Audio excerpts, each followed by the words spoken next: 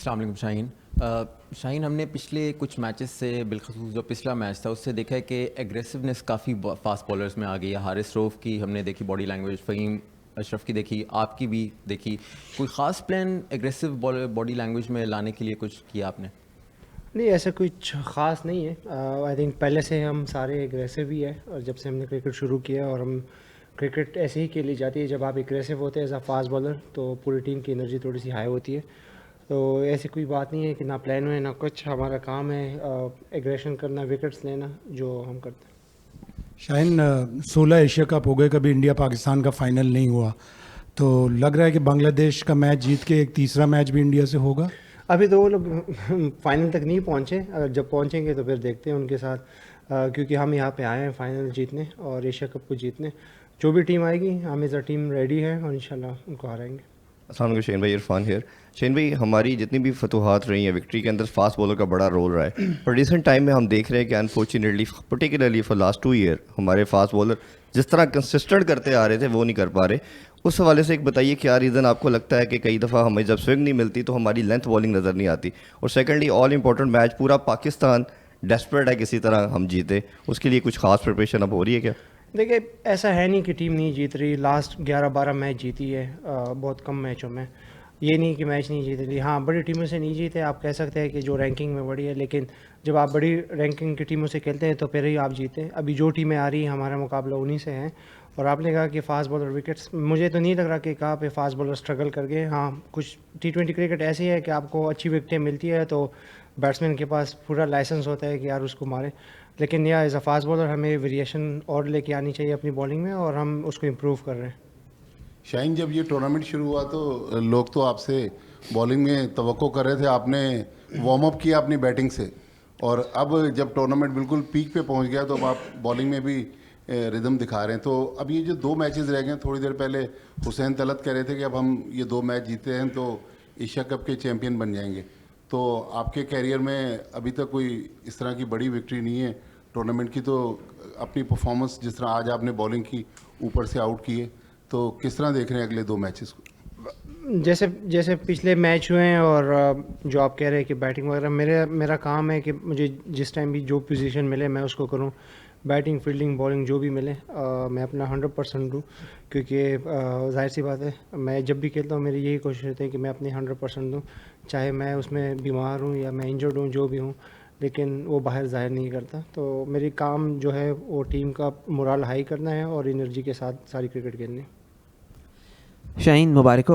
आपने power play में आज 3 ओवर कराए, पेस 6 के 6 ओवर पावर प्ले में पेस थे आज। तो कोई कंडीशंस का कोई फ़र्क था? क्योंकि नॉर्मली हम देख रहे हैं कि साइम पहले दूसरा ओवर कराता है या फिर 3 ओवर स्पिन के होते हैं। तो कोई डिफरेंट स्ट्रैटेजी है या सिर्फ अबू धाबी स्पेसिफिक है? नहीं, स्विंग मिल रहा था। अगर आपको अर्ली ऑन ब्रेक थ्रू मिलता है, 2 मेन प्लेयर थे इनके जो इनके रन्स कर रहे हैं थ्रू आउट सालों से, तो अगर आप उनकी विकेट लेते तो वाई नॉट एक और ओवर करे। परेरा खड़ा था, अगर वो उसकी विकेट भी उस टाइम ले लेते, नेक्स्ट ओवर में आउट हुआ। लेकिन अटैकिंग क्रिकेट ऐसी होती है, आप अपने मेन बॉलर्स को लगाए और गेम को जल्दी फिनिश करें। शायद ठीक है, ऑब्वियसली बांग्लादेश के साथ पाकिस्तान की गेम है और आप उस टीम के खिलाफ अभी 6 T20 मैचेस खेले भी हैं। मेरा सवाल था कि जो कुछ चल रहा है इससे पाकिस्तान टीम के अंदर क्या अग्रेशन आया है? क्या चल रहा है? जो जो चल रहा है ग्राउंड में, जो हारिस कर रहा था या जो साहबजादा के साइन थे, एक क्रिटिसिज्म भी आ रहा है कि प्लेयर्स पाकिस्तान के बहुत अग्रेसिवली बिहेव कर रहे हैं। लोग, हमारा काम क्रिकेट खेलना है ऑनेस्टली। हम इस चीज़ों से बहुत वो है कि जो भी सोचता है, सबको अपनी रिस्पेक्ट है सारों की। जिसकी जैसी सोच वो वैसे ही सोचेगा। लेकिन हमारा काम है क्रिकेट खेलना, और हम आए ट्राई नेशन सीरीज जीतने, वो जीत ली। हम आए हैं एशिया कप जीतने, और हम इंशाल्लाह पूरी एज अ टीम फुल मेहनत कर रहे हैं कि यार क्या बेहतर कर सकते हैं कि पाकिस्तान को खुशी मिले। शाहीन भाई, आप एक सवाल इस पे हो ही गया आपकी बैटिंग पे, पर अगर आप तवज्जो दें कि जैसे सईम अयूब का मेन काम बैटिंग है बट वो बॉलिंग में बहुत अच्छा कर रहा है। मोहम्मद नवाज़ स्पिनर माना जा रहा है बट उसने भी अच्छी बैटिंग की, आपने अच्छी बैटिंग की। तो एक नज़रिए ये भी है देखने का कि अगर आपकी बैटिंग को गिना जाए तो बैटिंग ऑर्डर में आज 9 नंबर तक अच्छी बैटिंग, ठीक ठाक बैटिंग तो कर ही सकते हैं सब लोग। तो कैसे देखते हैं इसको? नहीं, आप टीम में खेल रहे हैं तो आपकी जॉब है कि आप सारी चीज़ें करें। फिर तो ऐसे भी है कि जो फास्ट बॉलिंग कोच है वो स्पिनर्स को क्यों सिखा रहा है, उसकी जॉब है कि सबको सिखाए। तो ये हम सबकी जॉब है कि यार जो भी रोल मिले टीम में वो हमें करना है, और हम उसको कोशिश कर रहे हैं कि अच्छे से करें कि उसमें पाकिस्तान का फ़ायदा हो। शाहीन, जब आप बॉलिंग स्टार्ट करते हैं तो एक पार्ट टाइमर आपके साथ दूसरे एंड से बॉल करता है, क्या इससे मेन बॉलर को नई बॉल से बॉलिंग करने में कोई फ़र्क पड़ता है? और जिस तरह हमने देखा शारजा में और इस टूर्नामेंट की शुरुआत में स्पिनर का बड़ा किरदार था, एक मेन फास्ट बॉलर से आप खेल रहे थे, लेकिन अब जिस तरह का आपका टीम कॉम्बिनेशन है, ऐसा लगता है कि आने वाले दिनों में फास्ट बॉलर के ओवर्स इंपॉर्टेंट होंगे। जैसे विकेट की डिमांड होती है, मेरे ख्याल से वैसे ही प्लान करते हैं। कुछ विकेट जैसे हम दुबई में खेलें तो वहाँ पे स्पिन ज़रा ज़्यादा होती है, फास्ट बॉलर को उतनी स्विंग नहीं मिलती सेकंड इनिंग्स में, लेकिन वो है जैसे मतलब बैट्समैन पे भी डिपेंड करते हैं कौन फास्ट बॉलर को अच्छा खेलता है, कौन स्पिन को अच्छा खेलता है, तो उस हिसाब से प्लान हो के ही फिर उसको एग्जीक्यूट करते हैं। फास्ट बॉलिंग मैं एज अ फास्ट बॉलर मैं तो यही चाहूँगा कि 5 के 5 फास्ट बॉलर खेलें, क्योंकि आई लव अटैकिंग क्रिकेट, और फास्ट बॉलिंग मज़ा आती है कि आप बाउंसर मारें, एग्रेशन शो करें। सो आई थिंक होनी चाहिए। शाहीन, अंसर अकरम, बोल न्यूज़। बॉलिंग हमारी हमेशा जो है वो बेहतर परफॉर्म करती है, और आज भी देखा जा रहा था कि 134 का टारगेट जो है वो बैंक के लिए काफ़ी टफ हो गया। अगर हुसैन तलत और नवाज़ की पार्टनरशिप ना होती तो काफ़ी क्रूशल था। और ये अगर यही फॉर्मेट थर्ड टाइम जो है वो इंडिया के साथ टकराता है तो क्या समझते हैं कि विन करेगा?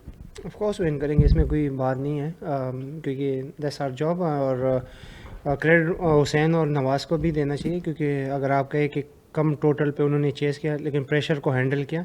सो ऐसे ही है, 1-2 ही T20 में परफॉर्म करते हैं, सारे लड़के नहीं करते हैं, लेकिन हाँ उन्होंने आज काफ़ी अच्छी इनिंग्स खेली है और क्रेडिट उनको भी देना चाहिए। जी शाहीन, सबसे पहले तो मुबारक भी हो, आज विन भी किया।